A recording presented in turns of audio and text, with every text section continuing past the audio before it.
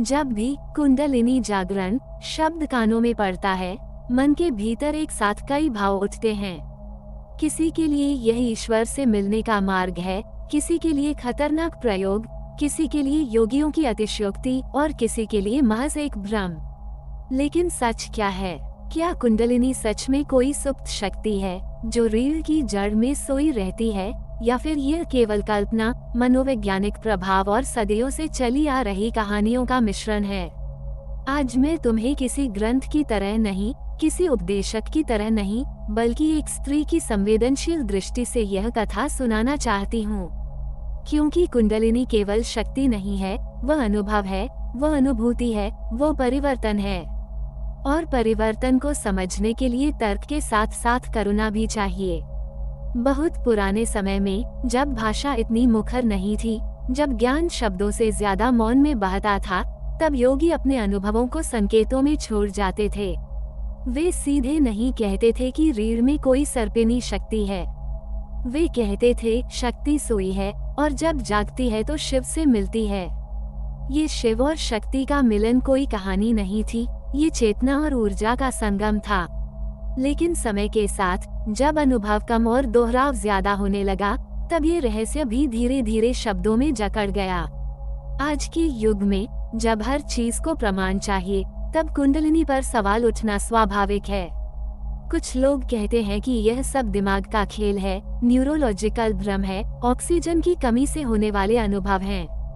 और यह बात पूरी तरह गलत भी नहीं है, क्योंकि जब मन और शरीर गहरे स्तर पर बदलते हैं, तो दिमाग में रासायनिक परिवर्तन होते हैं, नसों में संवेदनाएं जागती हैं, और व्यक्ति को ऐसे अनुभव होते हैं जिन्हें वह सामान्य शब्दों में समझा नहीं पाता। लेकिन क्या हर अनुभव को केवल भ्रम कह देना ही विज्ञान है? योगियों का विज्ञान आधुनिक विज्ञान जैसा नहीं था। वह माइक्रोस्कोप और मशीनों पर आधारित नहीं था, बल्कि स्वयं के शरीर और चेतना को प्रयोगशाला बनाकर किया गया अध्ययन था। वर्षों की तपस्या, मौन, ब्रह्मचर्य, संयम और ध्यान के बाद जो घटित होता था, उसे उन्होंने जागरण कहा। ये जागरण कोई एक क्षण की घटना नहीं थी, बल्कि धीरे धीरे होने वाला आंतरिक विकास था। कुंडलिनी को समझने के लिए सबसे पहले ये समझना जरूरी है कि योग में शरीर केवल मांस और हड्डियों का ढांचा नहीं है। शरीर को कई स्तरों पर देखा गया है, स्थूल, सूक्ष्म और कारण। सूक्ष्म शरीर में नाड़ियां हैं, चक्र हैं, ऊर्जा के प्रवाह हैं। ये चीजें सर्जरी में दिखाई नहीं देती, लेकिन अनुभव में स्पष्ट होती हैं। जैसे प्रेम दिखाई नहीं देता, लेकिन महसूस होता है। जब कोई साधक ध्यान, प्राणायाम या जीवन में गहरे आंतरिक परिवर्तन के रास्ते पर चलता है, तब उसकी ऊर्जा का प्रवाह बदलने लगता है। पहले जो ऊर्जा केवल जीवित रहने, डरने, चाहने और संघर्ष करने में खर्च होती थी, वही ऊर्जा भीतर की ओर मुड़ने लगती है। यही मोड़ कुंडलिनी का प्रारंभिक संकेत है। कई लोग सोचते हैं कि कुंडलिनी जागरण अचानक होता है, एक दिन ध्यान किया और अगले दिन दिव्य प्रकाश दिखने लगा। लेकिन सच्चाई यह है कि अधिकतर मामलों में ये बहुत धीमी, लगभग अदृश्य प्रक्रिया होती है। पहले व्यक्ति के विचार बदलते हैं, फिर उसकी भावनाएं, फिर उसकी आदतें और अंत में उसका पूरा अस्तित्व। बाहर से देखने वाला कहेगा ये तो बस शांत हो गया है, लेकिन भीतर एक पूरी क्रांति चल रही होती है। भ्रम तब पैदा होता है जब लोग इस आंतरिक यात्रा को बिना तैयारी, बिना मार्गदर्शन, केवल उत्सुकता या शक्ति पाने की इच्छा से शुरू करते हैं। तब शरीर और मन उस ऊर्जा को संभाल नहीं पाते। डर, घबराहट, अजीब संवेदनाएं, अनिद्रा, भावनात्मक असंतुलन, ये सब हो सकता है। और तब वही व्यक्ति कहता है कुंडलिनी खतरनाक है, ये सब भ्रम है। योगी कभी भी कुंडलिनी को लक्ष्य नहीं बनाते थे। उनके लिए लक्ष्य था शुद्धि मन की, शरीर की, भावनाओं की। कुंडलिनी तो उस शुद्धि का परिणाम थी। जैसे फूल को जबरदस्ती खिलाया नहीं जा सकता, वैसे ही चेतना को भी नहीं। स्त्री स्वर में यह बात कहना आवश्यक है कि कुंडलिनी का संबंध केवल शक्ति से नहीं, संवेदनशीलता से भी है। यह कोई आक्रमण करने वाली ऊर्जा नहीं है, यह एक माँ की तरह है, जो तभी उठती है जब साधक तैयार होता है। जब भीतर अहंकार कम होता है, जब नियंत्रण की लालसा समाप्त होती है, तब ये शक्ति स्वाभाविक रूप से ऊपर की ओर बहने लगती है। कई आधुनिक मनोवैज्ञानिक अनुभवों को स्पिरिचुअल इमरजेंसी कहते हैं। इसका अर्थ यह नहीं कि सब झूठ है, बल्कि यह कि हर व्यक्ति का मन और जीवन स्थिति अलग होती है। एक ही अनुभव किसी को मुक्ति दे सकता है और किसी को भय। इसलिए योगियों ने हमेशा कहा, गुरु के बिना यह मार्ग अधूरा है। गुरु कोई व्यक्ति नहीं भी हो सकता, कभी कभी जीवन स्वयं गुरु बन जाता है। अब प्रश्न आता है, क्या कुंडलिनी सच है? यदि सच का अर्थ यह है कि क्या रीढ़ में सचमुच कोई चमकती हुई सर्पिनी बैठी है, तो उत्तर है नहीं, ये प्रतीक है। लेकिन यदि सच का अर्थ यह है कि क्या मनुष्य के भीतर ऐसी ऊर्जा और चेतना है जो जागने पर उसके जीवन को पूरी तरह बदल सकती है, तो उत्तर है हाँ, निस्संदेह। भ्रम और सत्य के बीच की रेखा बहुत महीन है। जो बिना समझ के अनुभव किया जाए वह भ्रम लगता है, जो पूर्ण जागरूकता के साथ घटित हो वह सत्य बन जाता है। कुंडलिनी कोई चमत्कार नहीं है, यह एक गहन मनोवैज्ञानिक, जैविक और आध्यात्मिक प्रक्रिया है जिसे योगियों ने अपने शब्दों में समझाया। स्त्री दृष्टि से देखे तो कुंडलिनी जागरण किसी युद्ध जैसा नहीं, बल्कि गर्भावस्था जैसा है। भीतर कुछ पलता है, धीरे धीरे, धैर्य से। कभी असहजता होती है, कभी थकान, कभी आनंद, और अंत में जन्म होता है नए दृष्टिकोण का, नई चेतना का। जो लोग इसे केवल भ्रम कहते हैं वे गलत नहीं हैं, और जो लोग इसे परम सत्य कहते हैं वे भी गलत नहीं हैं। अंतर केवल इतना है कि देखने वाला कहाँ खड़ा है। बाहर से देखने वाला इसे कहानी समझता है, भीतर से जीने वाला इसे जीवन का सबसे गहरा सत्य। इसलिए यदि कोई तुमसे पूछे कुंडलिनी जागरण सच है या भ्रम, तो तुम मुस्कुरा कर कहना, यह उस स्त्री की पीड़ा और आनंद जैसा है जिसने माँ बनने का अनुभव किया हो। जिसने नहीं किया उसके लिए ये कहानी है, जिसने किया उसके लिए ये शब्दों से परे सत्य। और शायद यही योगियों का छुपा विज्ञान है कि सत्य को साबित नहीं किया जाता, उसे जिया जाता है। लेकिन कहानी यहीं समाप्त नहीं होती, क्योंकि कुंडलिनी को लेकर जितना कहा गया है उससे कहीं ज्यादा अनकहा छोड़ दिया गया है। योगियों ने जानबूझकर बहुत कुछ छुपाया, बहुत कुछ संकेतों में कहा, क्योंकि यह ज्ञान हर किसी के लिए नहीं था। वे जानते थे कि आधा ज्ञान सबसे खतरनाक होता है, और आज शायद हम उसी आधे ज्ञान के युग में जी रहे हैं। प्राचीन समय में साधना कोई शौक नहीं थी, ये जीवन का केंद्र थी। व्यक्ति पहले अपने जीवन को सरल करता था, इच्छाओं को कम करता था, मन को स्थिर करता था। आज हम उल्टा करते हैं, जीवन को और जटिल बनाकर, मन को और उत्तेजित करके सीधे सबसे गहरे रहस्य को छू लेना चाहते हैं। यही वो बिंदु है जहां कुंडलिनी का विज्ञान लोगों को भ्रम जैसा लगने लगता है। योगियों ने कभी नहीं कहा कि कुंडलिनी जागरण से तुम्हें शक्तियां मिलेंगी, ये बाद में जोड़ा गया आकर्षण है। उन्होंने कहा था, तुम्हारा भार कम हो जाएगा, मन हल्का होगा, प्रतिक्रियाएं धीमी होंगी, भीतर एक मौन जन्म लेगा जो शब्दों से ज्यादा सच्चा होगा। लेकिन आज का मन शक्ति चाहता है, पहचान चाहता है, विशेष होना चाहता है, और यही चाह कुंडलिनी को भी एक वस्तु बना देती है। स्त्री दृष्टि से यह बहुत स्पष्ट दिखाई देता है, क्योंकि स्त्री जानती है कि जो चीज गहराई से घटित होती है वह शोर नहीं मचाती, वह धीरे धीरे भीतर फैलती है। जैसे रात में चांद का उगना बिना किसी घोषणा के, फिर भी पूरा आकाश बदल जाता है। कुंडलिनी जागरण भी कुछ ऐसा ही है। जो लोग सच में इस प्रक्रिया से गुजरे हैं वे अक्सर इसके बारे में कम बोलते हैं। उनके शब्दों में दावा नहीं होता, उनकी आंखों में चमक होती है। उनका जीवन अधिक सरल, अधिक सच्चा, अधिक करुणामय हो जाता है।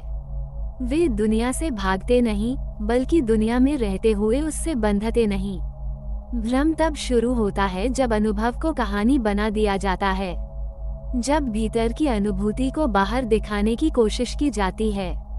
योगियों ने चेतावनी दी थी, जो दिखाने योग्य है वह साधना नहीं, और जो साधना है वह दिखाने योग्य नहीं। आधुनिक विज्ञान जब कुंडलिनी को देखता है तो वह इसे न्यूरोबायोलॉजी से जोड़ता है। रीढ़ की हड्डी, vagus nerve, hormonal shift, brain waves, ये सब उस अनुभव के भौतिक पहलू हैं। लेकिन जैसे प्रेम के समय हार्मोन बदलते हैं, इसका अर्थ यह नहीं कि प्रेम केवल रसायन है। वैसे ही कुंडलिनी केवल नसों की उत्तेजना नहीं है। योगियों का छुपा विज्ञान ये था कि शरीर और चेतना अलग नहीं है। जब चेतना बदलती है, शरीर प्रतिक्रिया करता है। जब शरीर शुद्ध होता है, चेतना स्वतः ऊपर उठती है। यह ऊपर उठना कोई स्थान परिवर्तन नहीं है, ये दृष्टि का परिवर्तन है। कई साधक पूछते हैं, क्या मुझे पता चलेगा कि कुंडलिनी जाग गई है? ये प्रश्न ही बताता है कि साधक अभी बाहर देख रहा है। जागरण का सबसे बड़ा संकेत ये होता है कि संकेतों की जरूरत ही नहीं रह जाती। भीतर एक स्थिरता आ जाती है जो पहले नहीं थी। प्रतिक्रियाओं के बीच एक विराम आ जाता है और उसी विराम में जीवन का असली संगीत सुनाई देता है। स्त्री स्वर में ये कहना जरूरी है कि कुंडलिनी का संबंध आक्रामकता से नहीं, ग्रहणशीलता से है। ये पुरुष ऊर्जा की तरह विजय नहीं चाहती, ये स्त्री ऊर्जा की तरह समर्पण से खिलती है। जितना तुम इसे पकड़ने की कोशिश करोगे, उतना ये दूर भागेगी। जितना तुम स्वयं को खोलोगे, उतना ये भीतर से बहने लगेगी। योगियों ने इसे उठाना नहीं कहा, उन्होंने इसे जागना कहा। जागरण का अर्थ है जो पहले से था उसका प्रकट होना। इसका अर्थ ये भी है कि कुछ नया जोड़ा नहीं जा रहा, बल्कि कुछ हटाया जा रहा है। भ्रम, डर, अहंकार, असुरक्षा। और शायद यही कारण है कि बहुत से लोग इस मार्ग से डर जाते हैं, क्योंकि कुंडलिनी जागरण सुखद कल्पना नहीं, ईमानदार आईना है। ये तुम्हें वही दिखाता है जो तुम हो, न कि जो तुम बनना चाहते हो। ये मुखौटे गिराता है, और मुखौटे गिरना हमेशा आसान नहीं होता। कुछ लोग इसे पागलपन कहते हैं, क्योंकि उन्होंने किसी को इस प्रक्रिया में असंतुलित होते देखा है। लेकिन उन्होंने यह नहीं देखा कि उस असंतुलन से पहले व्यक्ति कितने वर्षों से भीतर झूठे संतुलन में जी रहा था। कुंडलिनी उस झूठ को हिला देती है, और जब झूठ गिरता है तो थोड़ी देर के लिए सब कुछ बिखरा हुआ लगता है। योगियों का विज्ञान ये था कि इस बिखराव को कैसे संभाला जाए। इसलिए उन्होंने यम, नियम, आसन, प्राणायाम, ध्यान, इन सब को क्रम में रखा। आज हम सीढ़ियां छोड़कर सीधे छत पर पहुंचना चाहते हैं और फिर कहते हैं कि छत खतरनाक है। यदि कुंडलिनी भ्रम होती तो हजारों वर्षों तक अलग अलग संस्कृतियों में अलग अलग नामों से एक जैसा अनुभव क्यों मिलता? भारत में कुंडलिनी, ताओ में छी, सूफियों में रूह की आग, ईसाई रहस्यवाद में होली स्पिरिट नाम अलग हैं, अनुभव एक जैसा। ये संयोग नहीं हो सकता। फिर भी ये कहना भी उतना ही सच है कि हर चमक आध्यात्मिक नहीं होती, हर कंपन कुंडलिनी नहीं होता। इसलिए विवेक सबसे बड़ा योग है। योगियों का छुपा विज्ञान कोई रहस्य छुपाने का खेल नहीं था, बल्कि साधक को सुरक्षित रखने का उपाय था। और अंत में स्त्री स्वर में यह बात बहुत धीरे से कही जाती है, कुंडलिनी कोई मंजिल नहीं है, यह एक द्वार है। द्वार पार करने के बाद भी जीवन चलता रहता है। खाना बनाना, बच्चों को सुलाना, काम करना, रिश्ते निभाना, सब वैसा ही रहता है। फर्क केवल इतना होता है कि अब तुम उसमें खोते नहीं, बहते हो। तो जब अगली बार कोई कहे कि कुंडलिनी जागरण सच है या भ्रम, तो उसे उत्तर मत दो। बस अपने भीतर देखो। अगर भीतर शांति बढ़ रही है, करुणा गहराती जा रही है और जीवन हल्का लगने लगा है, तो समझ लेना कि योगियों का वह छुपा विज्ञान बिना शोर किए अपना काम कर रहा है। और यहीं से एक और परत खुलती है, जिसे योगियों ने कभी सीधे शब्दों में नहीं कहा, क्योंकि कुंडलिनी का सबसे बड़ा रहस्य ऊर्जा नहीं, पहचान है। जब तक मनुष्य स्वयं को केवल शरीर, नाम, भूमिका और इतिहास मानता है, तब तक कुंडलिनी केवल एक विचार बनकर रह जाती है। लेकिन जिस क्षण ये पहचान ढीली पड़ने लगती है, उसी क्षण भीतर कुछ हिलता है, जैसे किसी पुराने बंद कमरे की खिड़की खुल गई हो। बहुत से लोग पूछते हैं, क्या कुंडलिनी जागरण के बाद जीवन बदल जाता है? सच यह है कि जीवन नहीं बदलता, देखने वाला बदल जाता है। वही समस्याएं, वही रिश्ते, वही दुनिया, लेकिन उनसे जुड़ने का ढंग बदल जाता है। पहले जहाँ डर था, वहाँ अब समझ आ जाती है। पहले जहाँ क्रोध था, वहाँ अब मौन उतर आता है। यह कोई जादू नहीं, ये परिपक्वता है जिसे योगियों ने ऊर्जा की भाषा में समझाया। स्त्री स्वर में यह बात और भी स्पष्ट महसूस होती है, क्योंकि स्त्री जानती है कि भीतर होने वाले बदलाव बाहर तुरंत दिखाई नहीं देते। जैसे गर्भ में पलता जीवन 9 महीने तक छुपा रहता है, वैसे ही चेतना का जागरण भी लंबे समय तक भीतर ही भीतर चलता रहता है। बाहर से देखने वाला कह सकता है कुछ खास नहीं बदला, लेकिन भीतर एक नया केंद्र बन चुका होता है। योगियों ने इस केंद्र को हृदय और सहस्रार के बीच की यात्रा कहा। लेकिन ये यात्रा ऊपर जाने की नहीं, गहराई में उतरने की है। जितना ऊपर उठने की कल्पना की जाती है, उतना ही भीतर उतरना पड़ता है। और भीतर उतरना आसान नहीं होता। वहाँ दबे हुए डर हैं, भूली हुई स्मृतियाँ हैं, अधूरी इच्छाएं हैं। कुंडलिनी इन सबको छूती है, झकझोरती है, साफ करती है। यही कारण है कि कुछ लोगों को ये प्रक्रिया सुखद नहीं लगती। वे कहते हैं ध्यान करने लगा तो बेचैनी बढ़ गई, लेकिन सच यह है कि बेचैनी बढ़ी नहीं, दिखाई देने लगी। जो वर्षों से दबा था, वह अब सतह पर आ रहा है। योगियों ने इसे विष के बाहर आने की प्रक्रिया कहा। विष बाहर आए बिना अमृत नहीं मिलता। आधुनिक दुनिया में हम हर असुविधा से तुरंत राहत चाहते हैं। गोली खाओ, समस्या दबाओ, आगे बढ़ो। लेकिन कुंडलिनी का विज्ञान दबाने का नहीं, देखने का विज्ञान है। ये कहता है जो है उसे देखो, जो दर्द है उसे महसूस करो, जो डर है उससे भागो मत। और यही देखने की क्षमता धीरे धीरे मुक्ति में बदल जाती है। स्त्री स्वर में ये स्वीकार करना जरूरी है कि कुंडलिनी जागरण का मार्ग अकेलापन भी लाता है। इसलिए नहीं कि तुम दुनिया से कट जाते हो, बल्कि इसलिए कि तुम झूठे संबंधों से मुक्त होने लगते हो। भीड़ में रहते हुए भी एकांत महसूस होता है, और यह एकांत डरावना नहीं, पोषक होता है। जैसे कोई पहली बार स्वयं के साथ बैठना सीख रहा हो। योगियों ने इस अवस्था को मध्य मार्ग कहा। न पूरी तरह संसार में डूबे हुए, न उससे भागे हुए। कुंडलिनी का जागरण किसी को सन्यासी नहीं बनाता, ये किसी को अधिक मानवीय बनाता है, अधिक संवेदनशील, अधिक ईमानदार, अधिक जिम्मेदार। फिर भी भ्रम का प्रश्न बार बार उठता है, क्योंकि कुछ लोग इस मार्ग पर चलकर असंतुलित भी होते हैं। लेकिन क्या हमने कभी यह पूछा कि क्या वे पहले संतुलित थे, या उन्होंने बस समाज के अनुसार खुद को ढाल रखा था? जब भीतर का सत्य बाहर आता है, तो थोड़ी देर के लिए सब कुछ उलट पुलट लगता है। जैसे ज्वर आने से पहले शरीर कांपता है। योगियों का छुपा विज्ञान यही था कि हर साधक की गति अलग होती है। कोई धीरे धीरे बदलता है, कोई अचानक, कोई मौन में, कोई आंसुओं में। उन्होंने कभी तुलना नहीं की। तुलना मन का खेल है, साधना का नहीं। कुंडलिनी को लेकर एक और बड़ा भ्रम ये है कि यह किसी विशेष आसन, मंत्र या तकनीक से ही जागती है। लेकिन सच यह है कि कई लोगों में ये जीवन के आघात से भी जाग गई। किसी प्रिय की मृत्यु, किसी गहरे प्रेम का टूटना, किसी बीमारी का सामना, ये सब भी भीतर की नींद तोड़ सकते हैं। क्योंकि जब जीवन झकझोरता है, तो मन पुराने ढांचों को छोड़ने लगता है, और तब बिना नाम के, बिना शब्द के, कुंडलिनी अपना काम करने लगती है। योगियों ने इसे अनुग्रह कहा। ऐसा कुछ जो किया नहीं जाता, घटित होता है। स्त्री दृष्टि से यह कहना बहुत स्वाभाविक है कि कुंडलिनी जागरण कोई उपलब्धि नहीं है। यह कोई प्रमाण पत्र नहीं है, यह कोई पहचान नहीं है।